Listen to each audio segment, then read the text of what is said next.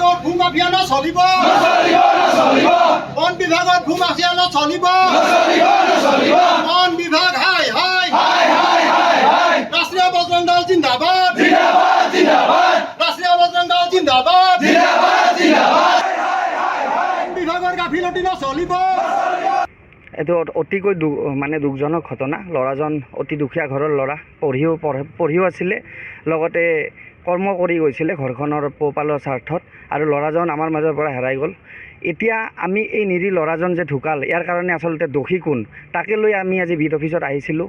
যে ডাম্পাৰবিলাক চলি আছে দিনে নিশাই, এই খাদানবিলাক বন্ধ হৈছে, কিন্তু তেওঁলোকে কোনো গুৰু গোসাঁই নামানি কাৰ কোন মাফিয়া নে কাৰ নেতৃত্বত আচলতে তেওঁলোকে কেনেকৈ খাদানবিলাক চলি আছে, তাৰ এটা আমাক মানে প্ৰশাসনৰ মুৰব্বীক আমি জনালোঁ কথাখিনি, যে এটা বিচাৰ হ'ব লাগে, আৰু যদি কোনোবা ইয়াত দোষী আছে, চৰকাৰী যিবিলাক দায়িত্বত থকা বিষয়া আছে, তেওঁলোকক হয় নিলম্বন, নহ'লে আমাৰ ইয়াৰ পৰা তেওঁলোকক খেদি দিব লাগে। এইটো আমাৰ স্পষ্ট কথা। দ্বিতীয় কথা, যিজন ল'ৰা ঢুকাইছে তেওঁ এটা ভাল যাতে পৰিয়ালটো চলাৰ কাৰণে সুবিধা হয়, আমি ছাৰক এইখিনিও জনাইছোঁ।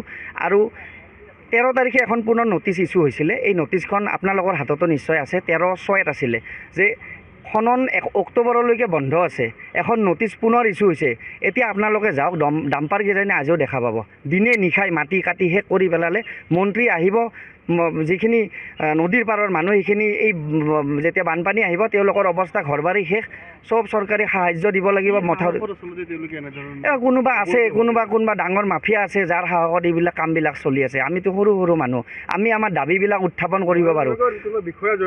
নিশ্চয় কোনোবা নহয় কোনোবা আছে, আৰু আমি সংগঠন হিচাপে দাবীহে উত্থাপন কৰিব পাৰোঁ। আমি ছাৰক আজি কৰজোৰে মানে প্ৰাৰ্থনা কৰিছোঁ যে ছাৰ এই খননবিলাক বন্ধ কৰক, আৰু আমাৰ যিহেতু আমিও নদীপৰীয়া মানুহ, আৰু চৰকাৰৰে লছ, বাৰে সাহায্য দিব লাগে, সেই মানুহখিনি মথাউৰিৰ ওপৰত থাকিব লাগে। এইবিলাক মানুহৰ আচলতে এই কৰ্মবিলাকৰ কাৰণে আপোনালোকে বহুত নিউজ কৰিছে। বজালিত আচলতে এই ভূমাফিয়াৰ ওপৰত বহুত নিউজ হৈছে, কিন্তু ইয়াত মেইন চক্ৰটো কোন? মেইন চক্ৰটো আচলতে যদি সেই চক্ৰটোক বিচাৰি নাপায়, তেতিয়াহ'লে আচলতে আমিও এনেকৈ বাৰে এই ধৰ্ণা দি কিবা কৰি থাকি লাভ নাই।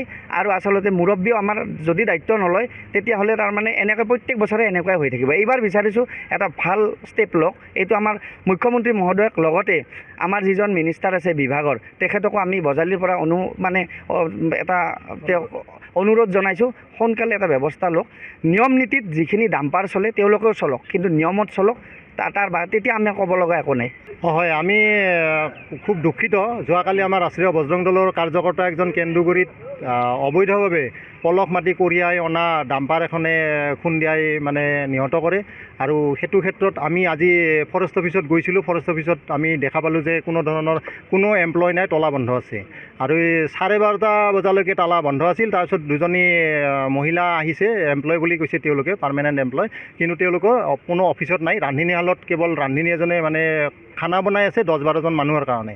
বোধহয় ইয়াতে আমি জানিব পৰা মতে পলস মাটি কাটা ভূমাফিয়াৰ ছত্ৰছায়াত আচলতে বিট অফিচটো পাঠশালাৰ চলি আছে, আৰু এইটো বিট অফিচত যিজন বিট অফিচাৰ আছে আৰু এছিষ্টেণ্ট বিট অফিচাৰ আমি জানিব পাৰিছোঁ কমল শৰ্মা বুলি আৰু ভৱেন ডেকা, তেওঁলোকে কেৱল মাফিয়াৰ ভৰৰ পোষণত চলি আছে। তেওঁলোকে চৰকাৰী এমপ্লয় হয়, তেওঁলোকে কোনো বাধা, চৰকাৰী প্ৰশাসনৰ কোনো বাধা কেৰেপ কৰা নাই, আৰু কোনো জিলা প্ৰশাসনৰ কোনো কেৰেপ নকৰাকৈ তেওঁলোকে নিজাববীয়াকৈ কামবিলাক চলাই আছে। আৰু এনেকৈ বিভিন্ন মাফিয়াবিলাকক মানে যিকোনো খবৰৰ বাবে যোগাযোগ কৰক 7099017330, লগতে 7099017110 নম্বৰত।